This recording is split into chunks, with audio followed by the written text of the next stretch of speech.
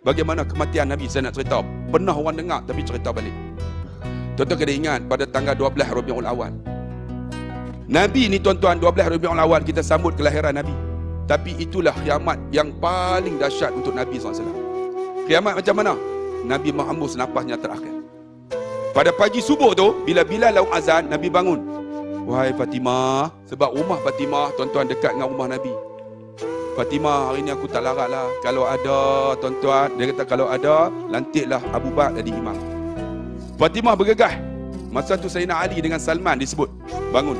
Wahai Fatimah, kenapa? Nabi tak larat. Bila tak larat, ni Salman dengan ni pergi angkat Nabi ni pergi masjid. Tuan-tuan tengok, tak larat pun main masjid. Kita kalau muda tak pernah main masjid, tak tahulah. Sebab tu saya nak bagi tahu. Ni, Nabi SAW ni, masa hidup dia, tak larat, bawa masjid. Bila sampai masjid, Nabi kata, wahai Abu Bakar, naiklah kau jadi imam. Baru Sayyidina Abu Bakar langkah. Tengok-tengok, ini namanya pemimpin melalui teladan. Kan? Bila disuruh, baru buat. Sebab apa? Sebab dia tak mendahului Nabi. Sebab Nabi masih hidup. Kalau tidak, apa salahnya Sayyidina Abu Bakar naik? Tapi dia kata apa? Wahai Abu Bakar, naik langkah, aku tak larat. Baru Sayyidina Abu Bakar langkah. Bila langkah, Sayyidina Abu Bakar berdiri, dia angkat takbir 12 Rabiul Awal. Angkat takbir, Sayyidina Abu Bakar menangis. Sahabat ni sambil duk semayang ni duk tanya, kenapa lah Nabi Sayyidina Abu Bakar menangis ni, teriak ni. Dia baca Bismillahirrahmanirrahim, teriak dia. Sahabat duk tanya, apa siapa teriak ni? Baca surah teriak. Habis semayang, menangis Sayyidina Abu Bakar. Sahabat duk tanya, apa siapa Sayyidina Abu Bakar menangis? Rupanya mereka tak tahu pagi tu pagi yang terakhir bagi para sahabat tengok wajah Nabi. Dah habis sembahyang, mereka angkat Nabi balik ke rumah. Sampai di rumah, tuan-tuan, rumah Nabi ni daripada sini ke Raudhah lebih kurang dinding tu ya. Bila sampai di rumah, Nabi kata, wahai Fatimah, kalau ada siapa nak jumpa aku, kata aku tak mau terima tetamu aku zor. Selang beberapa ketika tuan-tuan, rumah Nabi diketuk orang. Fatimah bergegas buka pintu. Buka, tengok di depan rumah Nabi ada seorang lelaki. Tengok wajah dia seram sejuk. Tengok pakai baju putih. Fatimah tutup. Ya Rasulullah, di luar sana ada seorang lelaki, bila aku tengok wajah dia seram sejuk aku. Siapa dia Rasulullah pakai baju putih? Nabi kata, benarkan dia masuk. Dialah yang memutuskan nikmat dan kelazatan dunia ini. Dialah malaikatul Israel. Israel masuk duduk sebelah kiri Nabi. Dia kata, Nabi tengok tuan-tuan menyerupai seorang lelaki. Nabi tanya, wahai Israel, apakah telah sampai ajalku? Israel kata apa? Ya Rasulullah, aku telah mencari akan umurmu. Pagi ni pagi yang terakhir untuk kamu ya Rasulullah. Tak ada lagi.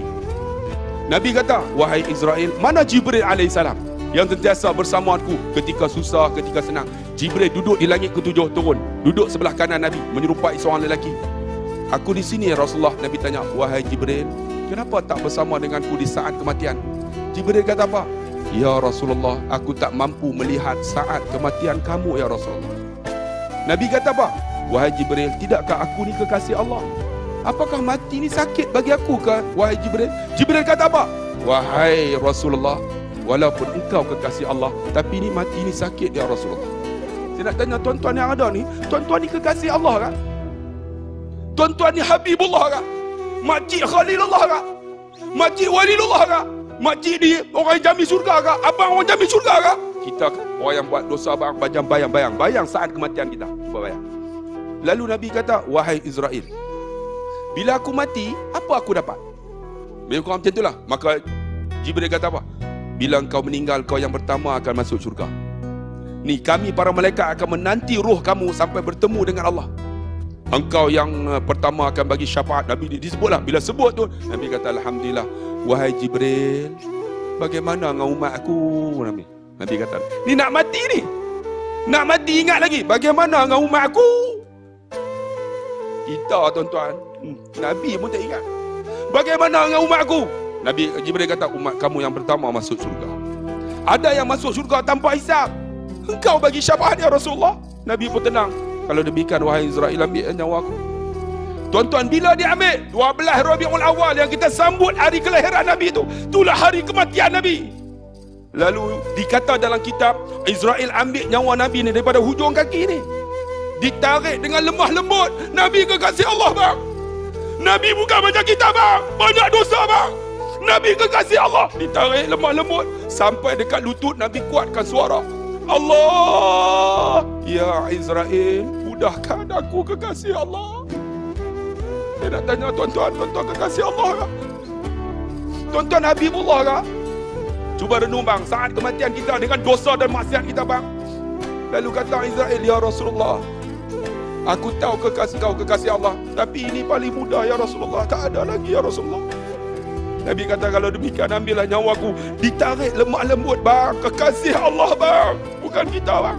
Sampai dekat pusat, Nabi kuatkan suara, Allah, wahai Israel, mudahkan aku ni kekasih Allah. Menangis dikatakan Jibril dengan Israel, ya Rasulullah, ini paling mudah ya Rasulullah, tak ada lagi ya Rasulullah.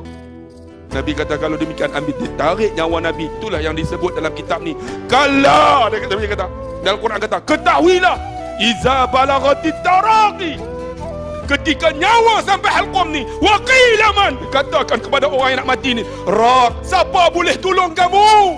Wa dhanna annahu al-firaq, siapa pun tak boleh tolong. Wal tafati saqa bisa, maka berselisih urat kaki, urat tangan kaki ni.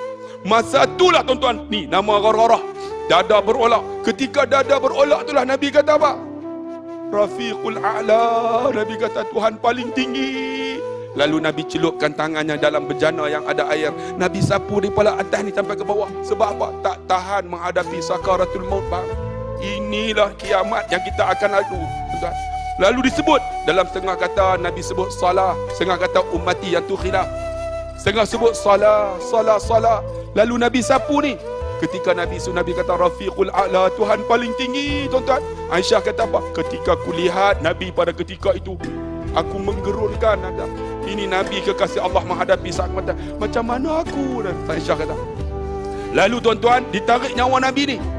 Kemudian tuan-tuan, Nabi sebut Rafiqul A'la, salah nisa'ukum, perempuan-perempuan jaga. Kemudian nyawanya keluar melalui ubun-ubunnya. Tersebarlah haruman kasturi yang tak dapat dicium oleh manusia dan jin.